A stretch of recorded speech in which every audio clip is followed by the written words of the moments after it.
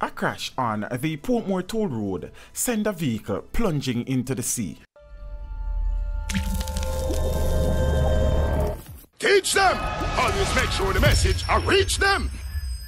Two motorists, a male and a female, are in hospital following a two-way motor vehicle crash along the Portmore toll road in St. Catherine on Saturday, November 24th. Reports are that about 7 a.m. the female was driving a grey Toyota Axio motorcar along the toll road when a male travelling behind her in a red CRV lost control of his vehicle. The police said that the CRV slammed into the back of the Axio motorcar.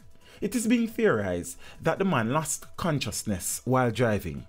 The impact of the crash sent the Axio off the road through the fencing close to the road and into the sea. The CRV ended up slamming into a section of the fencing and overturning. A group of passers-by saw what was happening and went to the rescue of the two stricken motorists. See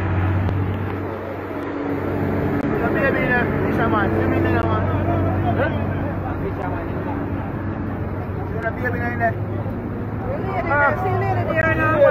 No, man, she don't talk to them from them. Take out for the Portmore. Why you mean she stop?